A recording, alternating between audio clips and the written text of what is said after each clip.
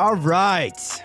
We got spicy hours in the league. Who would have ever thought we had spicy hours in August?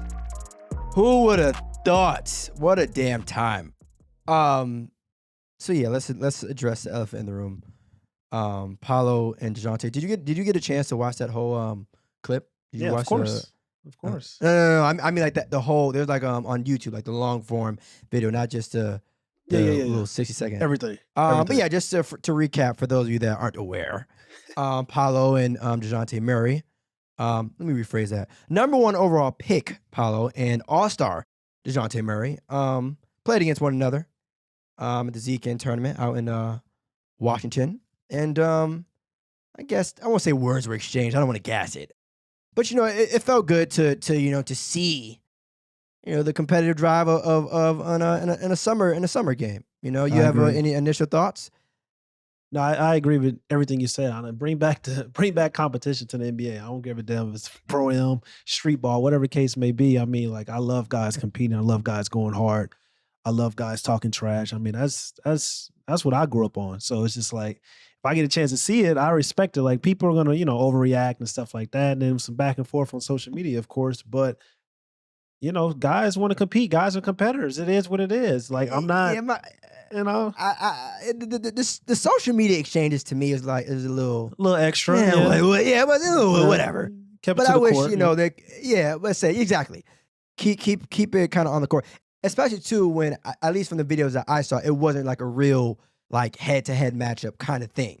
And unfortunately, even though I feel like they guarded one another each other a good amount of times, it wasn't like a real one-on-one thing. Not according I to will say though, I'm not gonna lie to you. I'm not gonna lie to you. Yeah. That video, the one that I watched at least, Paolo got a point. There, it wasn't a lot of one-on-ones for him. He was getting doubled often.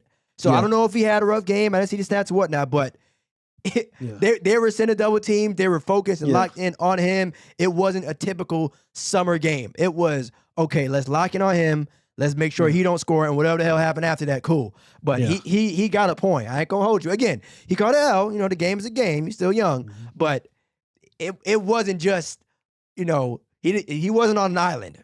He was getting a lot of doubles. That move though, Murray did on him though was crazy. That was a welcome to the league moment. Even though he ain't played a regular season game, NBA game yet, but that was kind of crazy. I will say, Seattle Hoopers going at it. A lot of pride, and especially when we talk about Seattle basketball. It's some Hoopers out there, but it's not like a big, huge market when we talk about like Chicago or California and stuff like that, or even like, the East Coast, New York out here. So a lot of pride. A lot of guys want to feel like, they the best Seattle Hoopers. I mean, pro-am game. Like, I'm all for it. I'm all with it, honestly. Like, I enjoy it. And it gives us something to talk about. And also, basketball in the summertime is already kind of like, what's really going on? But at least we're starting to see like a lot of guys, a lot of NBA players actually go to these programs and compete, which is, we haven't really seen since basically a lot of like NBA players going out and getting runs in at these programs since like the lockout situation. Even LeBron played. It's like, it's fun. It's exciting. Yeah, but I wanted a little bit more of a back and forth. When I watched the video, I saw Paolo kind of be a little bit, of a nice guy. And it's tough to be an asshole and have a bad game or, not be playing well. But at the same time, ain't that tough? I'm saying, though, you got, again, like I said, I don't know the stats, but when I'm watching the video, it seemed like there was a lot of like, he took the high road. And I'm like, oh, that's cool. Yeah. I wouldn't have done that. But I think at the same time, it's like, if there was more of like, all right, I know I got something to prove, even though I'm the number 1 overall pick, even though I'm playing at a summer game at the crib, I'm also now about to get shown up. Right? Because Dejounte was on the court. It wasn't like this was the number 1 overall pick and just a bunch of, random like G Leaguers or whatever. Like this was Dejounte. So it's one of those things, where it's kind of like you got your little brother and you the older brother, and it's kind of like the little brother getting more shine, and he ain't done shit that you've done in the league. So it's just kind of like, hey, let me make sure that people know, especially in Seattle, like we talk about pride here. Like, this is where these guys are from. Like, Murray said, like, people coming to see him. He ain't done shit just because he's number overall pick. Pride kicks in. Your pride starts like, you start looking at things like, like, what's really going on? Like, especially from the same city. So Murray probably took things a little bit too far, a little personal, but at the end of the day, we're all human and we all have egos and when pride gets in, especially with two men, you know how it goes sometimes. I tell you what though, them practices in Atlanta gonna be hell. Come playoff time and all that, I'm gonna enjoy the hell out of watching the Hawks because we know Trey, and now with Dejounte, because it's funny too about both those players. I think a lot of people, I feel like Draymond talked about this at least with Trey, is that a lot of people before thought Trey was quiet or like he didn't talk shit or he was more kept to himself. And now the same thing with Dejounte. A lot of people, he's in San Antonio. He's with Pop. He didn't talk shit. He's a part of the Spurs system. Now you got two guys who they not backing down from anybody. So I think it's gonna be very interesting. But I will say though, I just wish you mentioned the idea of like, okay, it's a rookie and now we have a guy that's been in the league a little bit longer than Paolo and Dejounte. It's very similar, I feel, to like a Luka versus I don't know, a KD or Bron situation, in that Luka and JT and Book, those guys, they think and know that their time is now. Yeah. Right? Like, much respect to players that have been playing, longer and stuff like that. But to the older guys, when we step on this court, well, of course. But that's it though. So if I'm Paolo, right, and there's an exchange of words, again, I feel like you should have respect for Dejounte and everything that he's done, especially for the city and now in the league and all that. But at the same time, you just got drafted number 1 overall. Yeah. Right? Like he sweats just like Murray. Yeah. He bleeds just like Murray. All that, like, I get it. You pay your respects when you get on the court. Like, you out to kill. Ain't no friends. Ain't no matter no age gap. And that's what's gonna separate. That's gonna separate him when he gets to the league. And it's interesting to see. Like, you talked about him being a little nice and stuff like that. I hope that's not his mentality when he gets into the NBA. I hope it's a different mentality. I think it's going to be, because I've seen him play at Duke, and I know this brother, like, when he gets in his moments to shine and get that ball going and that ball flowing and going in that hoop, he's a problem. And he's also a grown man, a man child. Like, I think he's going to be tough. I think there's just one little small incident, like, you kind of paying your respects because you're from the same city. It's not a lot of guys. So we talk about NBA players for, like, it's guys, but not like when we talk about like elite level, like Chicago, like New York, when we talk about California, like Hall of Famer guys that are born, in Seattle. I don't think they have any NBA player that's probably going to the Hall of Fame that's from Seattle. So it's like, it's a small community out there, NBA community in Seattle. Right. So I get it. I mean, personally, obviously with these two guys, repping for the city. Look, anytime you rep for the city or playing in the Summer League tournament where you're from, I feel like it hits a little different, right? It's not just like, all right, you're playing in an NBA game where they're announcing starting lineups and shit like that. They got TV timeouts and all that. This hit a little different. But I would say, like, so my top 3 favorite hoopers from the Seattle area, I would go Nate Robinson, Jamal Crawford, and last but not least, I would say Zach LaVine. Those are my 3. Yeah, I'm not really mad at it. I mean, I think, like, the thing is, I feel like Seattle, and again, that area as a whole, doesn't really get the respect that they deserve. Again, we talk about Chicago, New York, and LA, and stuff like that. But when you look at it, when you look at the overall roster, especially like the area, they got some hoopers out there. So yeah, Nate Robinson is very high. I know Nate was. Well, yeah, I said favorite, so I mean, it's favorite. Oh, okay, favorite, not best, Yeah, okay, yeah. I mean, that's not a bad. I mean, I'm gonna say best favorite because I think these 3 guys are ahead of the crop when we talk about these guys that we're even talking about, like Paolo, even including Paolo and Murray. Zach LaVine, of course. Zach LaVine, to me, I think he's the most talented player that's came out of Seattle. When we talk about a 3-level athletic monster with the Chicago Bulls. Then we got Jamal Crawford. We know what he's about. Arguably the greatest 6 man of all time. And then we got a guy that, to me, I don't know what Zach is going to do for the rest of his career. He's still in his career, of course. But a guy, to me, in Brandon Roy, who was on path to go probably to the Hall of Fame. It was a problem. It had an all-around game that can shoot, that can pass. Like, people talk about, like, LeBron, people talk about Luka, people talk about, some of these players, but, like, this was a guy that had that all-around game and can score as well. So he was cold, and then the injuries, of course, started to happen. So those are my 3 favorite, but also, to me, my 3 best when we talk about Seattle Hoopers. Yeah, definitely shout out to B-Roy. I mean, so we tossed out the number 3. So I mean, it's but yeah, definitely shout out to B. Roy. I mean, definitely an inspiration in everything that he did with Portland. I know injuries kind of affected his career a lot, but at the same time, you saw the talent, right? And the talent was definitely there. But that's a testament too to a lot of guys in the league who have been around for a long time, right? Like longevity really is rare. I know we may take it for granted, but it's rare. There's a lot of things that can be a huge factor: injuries, contracts, and all that.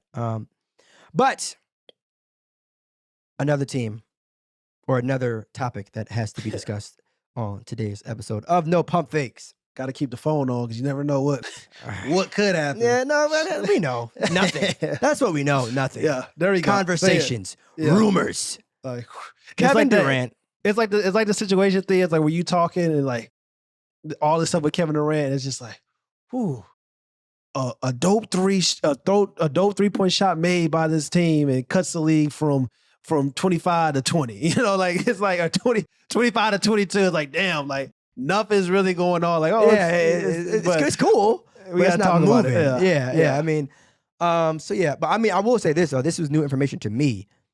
First reported by Shams is the fact that KD would prefer like to choose between either Yuggo and me or get rid of that's the caveat, Steve and Sean. I didn't know that. That's heavy work. I get it. But shit. All right, Kevin. I'm not mad at you, player. Hey, it's one thing to request a trade. But there's nothing to say like, yo, honestly, them or me. Yeah. Man, if I'm the owner, you know how short that conversation gonna be. Well, this is an owner you that said that. You understand how long that conversation's about to be? Yeah. It's not gonna be a long one. Yeah, guys. So it's either you either keep me or you get rid of Coach Nash and Sean Marks. Well, Kevin, hey, all right.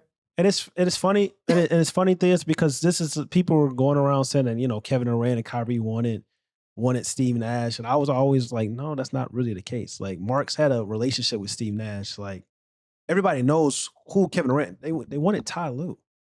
Ty Lue should have been a coach for the Brooklyn Nets. So it's just kind of like, and then you look at it, you talking about like, oh, to me like the same thing. I'm like, yo, all right, Nash, bye-bye. Pack your bags. Marks, pack your bags. But it's a month into training camp.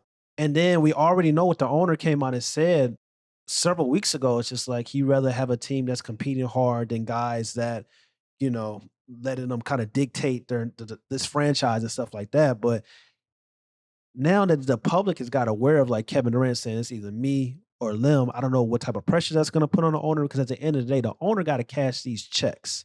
And it's much easier to cash checks when your team is competing for the next 4 years of Kevin Durant's contract for a chance to win an NBA title because you have no picks.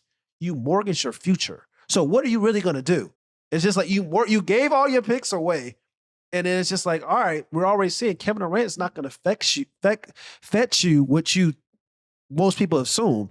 That's not about to happen. You're not about to get like a whole damn roster and picks. Kevin Durant, 34 years old. So it's like, what do you really do? But that could be a good thing with Kevin Durant being 34 years old and at this age. Because then it's like, do we really think, like if they don't grant Kevin's wishes, what do we think is going to happen? Right? If they don't fire Steve Nash, if they don't get rid of Sean Marks, Kevin Durant's going to be traded. No, I'm saying, but like if they don't do either, if they just sit still and they don't trade Kevin Durant and they don't fire Steve Nash, do you think he's going to sit out? I don't think this is a. How do you go to training camp when your best player doesn't believe in your head coach and your GM? There's no way to have. It's like the James Harden situation. It's like the James Harden situation when James Harden wanted out from the Houston Rockets and then he came and played a couple games with the Rockets and then he got to that press conference. He's just like, we can't win. And then they told James Harden, you go home. We gonna get you out of here. You know what I'm saying? That's not gonna happen. Like you got imagine yourself, you're Steve Nash, and a reporter asks you, yes, you're an analyst, you break down the game. Imagine you ask this, Steve Nash, how do you feel about Kevin Durant and his lack of commitment to the Brooklyn Nets in the future? What the hell is he gonna say? Well, no, I mean that's not a wild question. If I'm Steve Nash and a reporter asks me as a coach, what's your thoughts on Kevin Durant's infidelity? Like, is that what you're saying? I mean, I would. It's like so. I'd play it very neutral. You know, Kevin is a grown ass man. First things first. You know, I wish him. I wouldn't say I wish him nothing but the best of luck. That sounds crazy. I would say I hope he stays. I would be clear with that though. I wouldn't be neutral. Yeah. I would say straight up, Kevin is a very important piece of this team. We will not win a championship without Kevin Durant. I would be, you know, you can't, you know, you don't want to be a kiss ass. You know what I'm saying? You still want to be a grown ass man. But at the same time, you want to acknowledge what's real. It's not no damn 22-year-old that we don't know how he's going to develop. And you say that, and Steve Nash says in the follow-up, but Kevin Durant has made it very clear that he doesn't want you as the head coach of the Brooklyn Nets for this upcoming season. You know what I'm saying? Like it's going to be follow-ups. It's going to even if Steve Nash takes the high road and be like, yo, we want Kevin Durant. Kevin Durant's one of the best players in the league, top 2 player in the league. When he's on our roster, we have a chance to win a championship. It's still going to be follow-ups about like Kevin Durant not wanting Steve Nash to be a part of that journey. That's a hard thing. That's a hard thing to be in the locker room, because then you got other guys that's around those other 12 guys on the team that's looking at the situation. It's like, damn, how can you galvanize your troops? How can you lead, be a head coach when the best player don't even want you there? And then the media is talking shit to you in the press conferences and stuff like that, asking all these crazy ass questions. It's just they're like, sitting like, hey, Steve, I know you seen what's in the paper. I know you heard the reports. I know like, you know that he don't want you. I know you know. That's tough. That's rough. It's tough. And if you're the owner, you're in a kind of lose-lose situation, because one says it's like, yo, damn, you trade Kevin Durant, and then if you trade Kevin Durant, then you're probably going to trade Kyrie Irving. Shit, we're about to be nothing for the next 10 years. And then on the other hand, it's just like, oh, when you fire your GM and you fire your head coach for a player, how does that make, you know, the next front office that comes in, how are they going to view that? But I would rather go with the latter. I'm going to roll the dice on that one. I'm going to roll the dice on that one. I think we'll be all right. Yeah. And it's funny too. I never root for like a player, a coach, whoever to like lose their job. Like, I know someone can go 0-82 and I still would not be like on board. They're still human beings, right? So, but unfortunately, this is a business, right? And some tells me that Steve Nash is going to be okay, right? And on top of that, I think, you know, given the situation, Kevin Durant has made it clear, like, all right, here's what I want. If y'all don't give it to me, then now again, there's some organizations who have a very short leash when it comes to coaches, and I think they unfortunately get the short end of the stick, if you will. Those people are in very unfortunate situations. But with Steve, it's like, well, hey man, we got a guy that can give us 40 a night. Yeah. I'm sorry. You probably do the same thing. Yeah, you think about it. And if you're an owner, like you want to cash these checks, you're the owner, you're responsible for cashing these checks and stuff like that. And people are going to talk about, well, he's a billionaire. He's not going to be receptive to taking like, you know, demands from his employee. But it's kind of like, well, if you think about it, Kevin Durant's going to make you money. You know what I'm saying? Like, and it's almost on the court and off the court. And it's just kind of like, what's more important? Let me say it. Like, come on. There should be. I don't know if there is, but money should probably be one of the least discussed topics when it comes to this type of thing. Oh, Kevin Durant wants more money, or we're paying so and so. Every single person in this situation, if I had to guess, is okay financially. So if the only thing that is separating, you know what I'm saying, Kevin Durant staying versus him leaving is someone else departing the team, I'm sorry, but tough decisions got to be made. This isn't a situation where like, all right, you know, we got to pay like the luxury tax or some shit, but we ain't got it. There ain't no pocket tapping going on in Brooklyn. So if that's the case, you run with what you got and say, you know, you bite that bullet, you swallow your this is a pride thing. That's really what it is. That's what it comes down to. We got a bunch of wealthy people with pride issues. Yeah.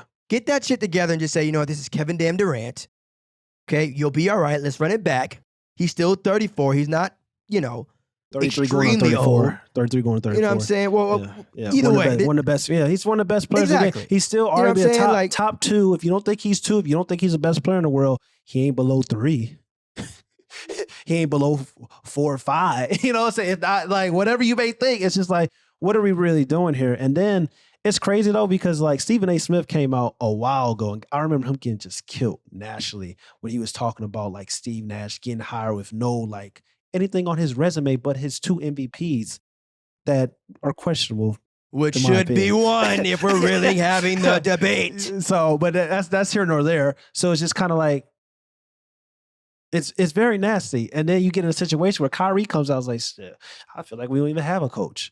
and then what happens? We get to the first round of the Boston Celtics series, and then you got your head coach, Steve Nash, playing Kevin Durant 4 out, 1 in, playing Kevin Durant at the point guard position, making Kevin Durant bring the ball up the court. In what world am I having Kevin Durant as my one? And after that, in what world? And after that series, Kevin Durant probably said, you know, I got to get the help out of here. It got to be me or Nash, because what the hell is going on? I got Kyrie Irving right here, a dribbling god, and I'm bringing the ball up the court for the first 3 games of the first round against the Boston Celtics. You got Jaylen Brown and Jason Tatum on his ass, picking him up, and you know, it's in Marcus Smart. Like, it's, that's, if I'm Kevin Durant, I understand it. It's me. Or that's tough. Or the front office and Steve Nash. It's crazy things because we talked about it. Remember after the series, we both said that like Steve Nash should be gone. Like, why is he? It was like, why is he still the head coach?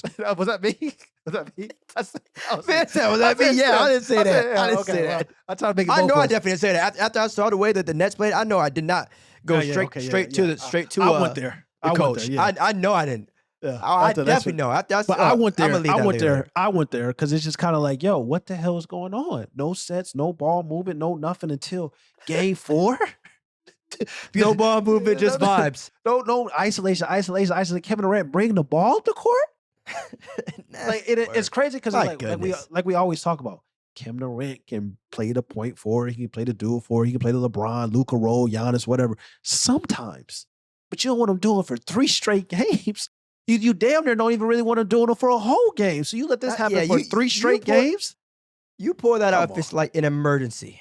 Right? Emergency. You say like, yo, Kev, we down by 12 in the fourth quarter with 5 minutes left. I'm sorry, but get active. You don't do that shit 3 minutes into the damn first round. Yeah, first round. You know, all right. So let me ask something. That's nasty word. So my cap or no cap may go off that. Cap or no cap.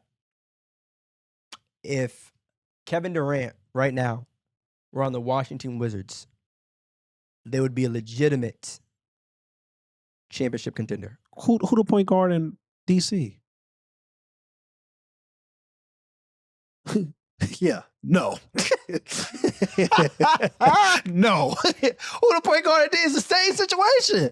I know Brad is a combo guard. He can play the point guard sometimes, but not like who the point guard in DC? No, I'm getting tired. I'm getting tired. I'm getting tired. Because you low key, without even realizing it, just disrespected Kevin Durant. If I sit here and say that if Kevin Durant's added to a team, and you come out and say who's the point guard, first thing first, I don't give a damn. We'll figure that out later. This is no. It ain't that. Figure it out later. The Nets don't get that benefit because they had Kevin Durant for longer than just today.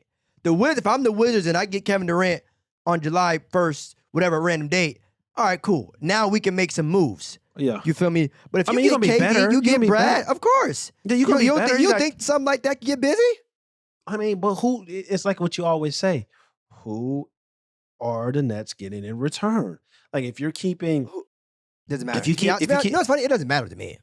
Keep it all established. As long as Bradley Beal's there and Kevin Durant is there, because think about it. Is there any other player outside of Bradley Beal that you're literally willing to die on the hill for? Like in terms of like, if you're the Wizards, like no, we're gonna keep him. This is definitely a guy that we want to. Well, I mean, that's true. Yeah, I understand that. And they do have the draft. They do have the draft capital. They do have Kyle Kuzma. They got Rui. They got Porzingis. Whoever you want. Yeah, you really can say. Still not move. It's Kevin Durant here. Four first round picks. That's probably a smart move that a lot of people aren't talking about. And he's from there. And come on. He's definitely from there.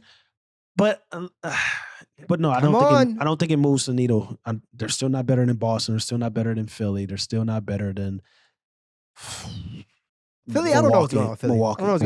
Milwaukee. Philly. I don't know what's going on with Philly. We gotta have it. Yeah, we'll talk about it. Philly could be the number 1 seed. Philly could mess around and be the 6th seed. I don't know. Philly get knocked out in the first round. Yeah, it's the same. Go to the championship. I have no idea. I really don't know.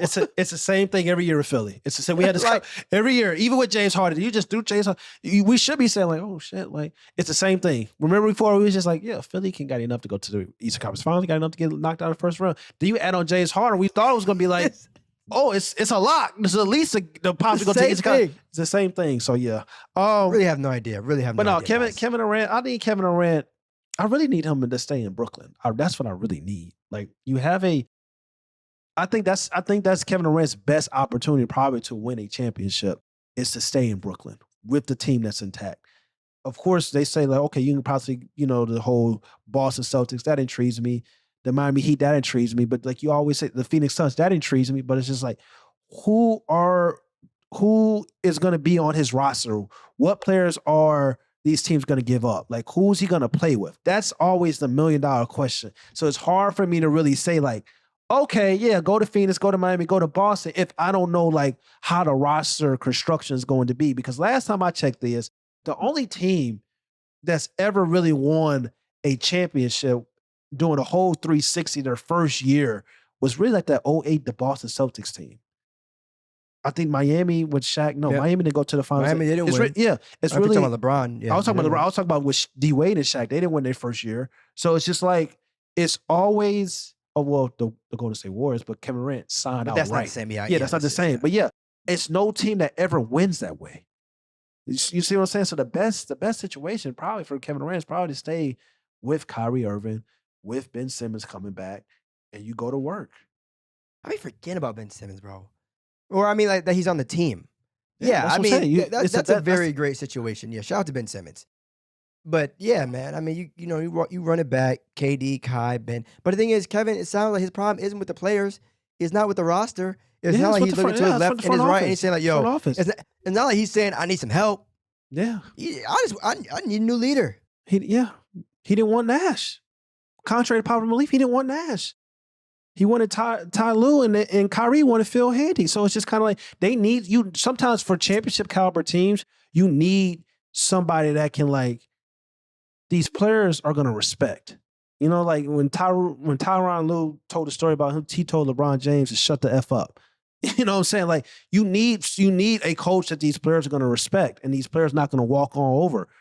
And that's kind of the situation that's been at hand with the Brooklyn Nets. And once again, if you're the owner for the Brooklyn Nets, you have an opportunity. You keep building your culture in Brooklyn, building new fans, got a whole new generation. Like it's cool to go to the Barclays Center to watch the Brooklyn Nets play.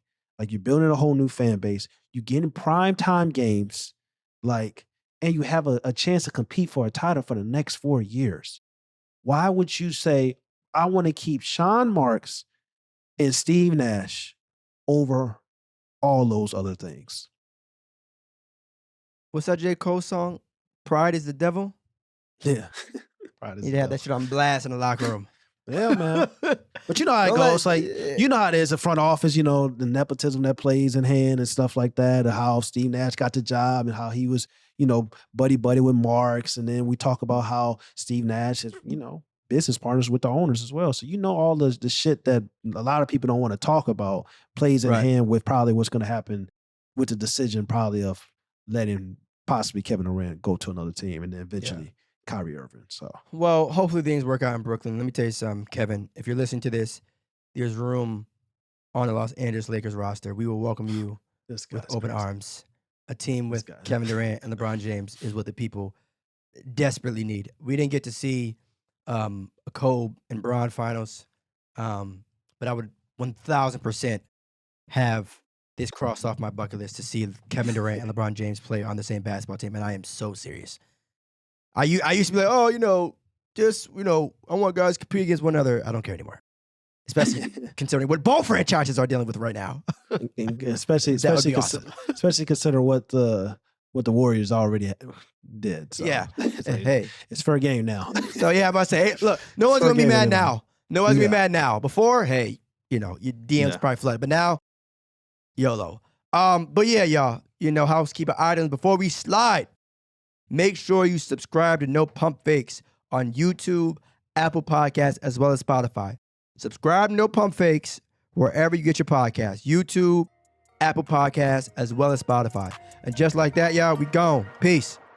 What's up, y'all? It's Theus McBee. Make sure you go follow No Pump Fakes on YouTube, Apple Podcasts, Spotify, and wherever you listen to your podcasts.